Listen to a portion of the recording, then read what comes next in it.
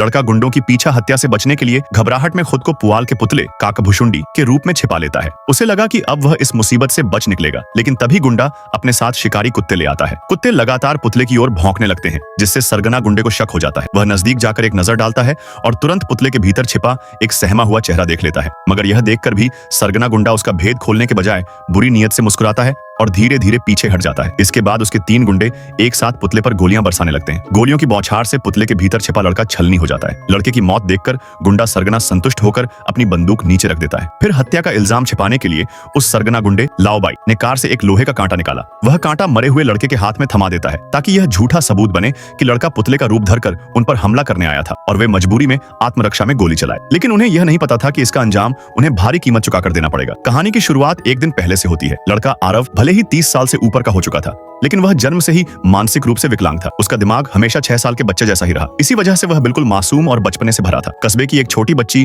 हुआ उसकी सबसे अच्छी दोस्त थी। एक दिन दोनों फूलों के बीच खेल खेल में घर घर खेल रहे थे। उन्हें जरा भी अंदाजा नहीं था कि दूर खड़ा एक शख्स दूरबीन से उन पर नजर गड़ाए हुए है। वह और कोई नहीं बल्कि कस्बे का कुख्यात गुंडा लाओबाई था। 60 साल से ऊपर का यह आदमी अंदर से बेहद विकृत मानसिकता का था और 8 साल की हुआ पर उसकी गंदी नजर थी। जब उसने देखा कि आरव हमेशा हुआ का हाथ पकड़कर उसके साथ खेलता रहता है, तो उसे बहुत गुस्सा आया। उसने ठान लिया कि आरव को मरवाना ही होगा। उसी दिन उसे मौका भी मिल गया। जब आरव और हुआ खेलने के बाद घर लौट रहे थे, तो उन्होंने एक घर के आंगन में बहुत सारे सुंदर चीनी मिट्टी के गुड्डे गुड़िया देखे। लकड़ी की तख्ती आसानी से हटती देख शरारती हुआ ने आरव को अंदर चलकर खेलने के लिए खींचा। आरव की समझ भले कम थी, लेकिन उसे मालूम था कि यह गैर कानूनी घुसपैठ है, इसलिए उसने हुआ को मना कर दिया। लेकिन न मानने वाली हुआ फिर भी अंदर घुस गई। वह जैसे ही खेल में मस्त हुई, घर का पालतू खूंखार कुत्ता उस पर झपट पड़ा। यह देखकर आरव ने लकड़ी तोड़कर उसे बचाया। सबको लगा कि यह एक हादसा था, लेकिन जब तक आरव ने उसे बचाया, तब तक लड़की कुत्ते के काटने से गंभीर रूप से घायल होकर बेहोश हो चुकी थी। लड़की की मां ने यह दृश्य देखा तो वह चीख पड़ी। अनजान मां ने यही सोचा कि आरव ने ही लड़की को चोट पहुंचाई है। उधर खबर मिलते ही गुंडा सरगना लाओ बाई को लगा कि हुआ को आरव ने मार डाला है। वह गुस्से से भड़क उठा और तुरंत बंदूक उठा ली। अपने 3 गुंडों और 2 शिकारी कुत्तों के साथ वह आरव को मारन